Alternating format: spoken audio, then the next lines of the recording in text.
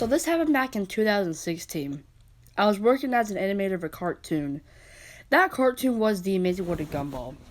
So it was around the afternoon, and me and a couple of other interns were working on an episode of The Amazing World of Gumball.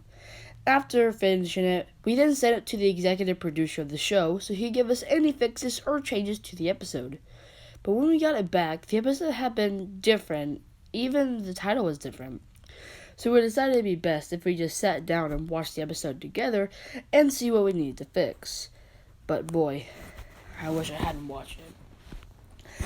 The episode started out with the regular intro and the title card, but instead of it being called The Flakers, it was changed to The Accident. It then started with Gumball waking up and heading down the stairs to go eat breakfast. Nicole, Anais, and Richard were already in the kitchen eating. Nicole said, "Good morning, Gumball. Help yourself for today's breakfast. Eggs and toast." Gumball replied with, "Okay, but look out. I might eat them all." He then proceeded to get the eggs and toast and put them onto a plate and sat down with the rest of the family.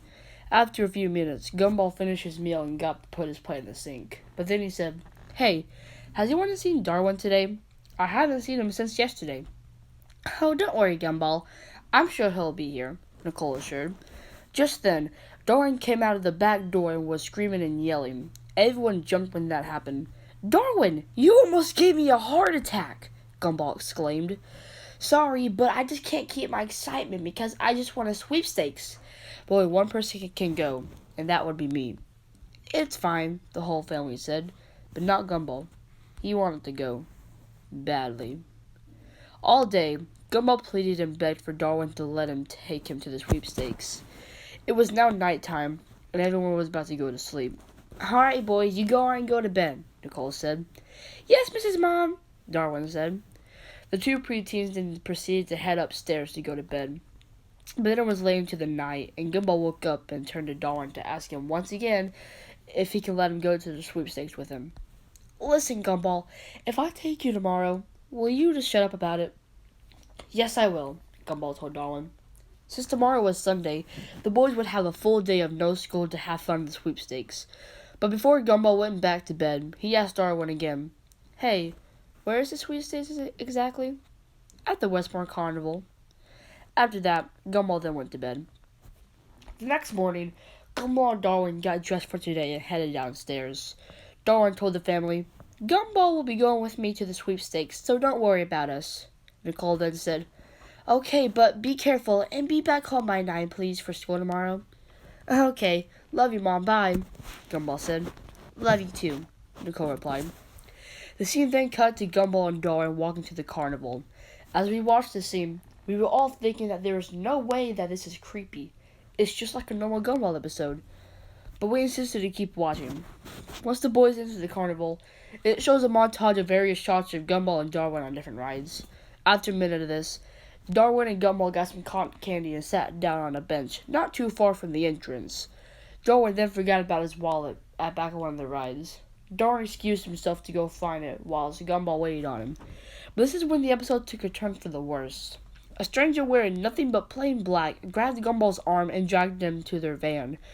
Gumball screamed and cried, but no one could hear him. The stranger then threw Gumball in the van and drove off. All the interns and I were just looking in awe. How could the executive producer do something like this? This was sick. In fact, it was so unnerving that one of the interns actually walked away in the room we were watching the episode in. We decided to press on through to get it over with. Darwin came back with his wallet and saw Gumball wasn't around. He wasn't that scared because he knew Gumball would do something like this. But when he tried to say his name, nothing happened. So that's when Darwin got worried. He was so worried, in fact, he left the carnival to go back home to tell his family. Once he entered the door, he saw Anais sitting on the couch, so he told her. Anais was shocked and a bit worried. "Let's calm down now. I'll go get Mom and you stay here, Darwin." After a few minutes, Nicole came downstairs and was crying hard. She said that whoever has her baby will pay. Big time. They also informed Richard as well, and he was as mad as Nicole was. But the only people that went looking for Gumball was Nicole and Darwin.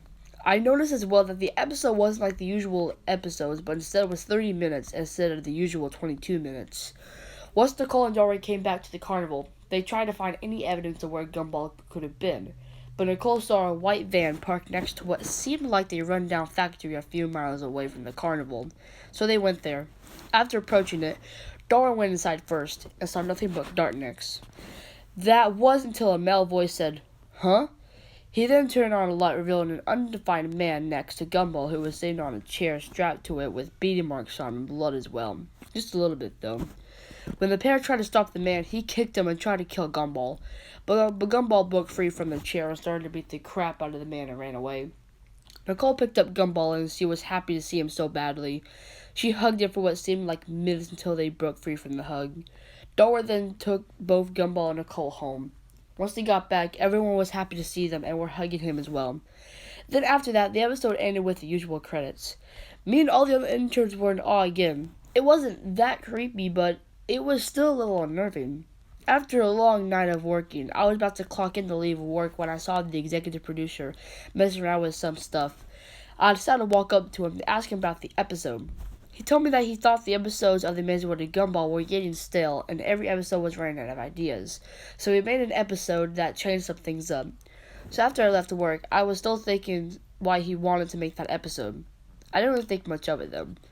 I now have 2 kids and a wife, and whenever we watch Gumball, I'll still remember about that incident of when me and the interns watched The Accident.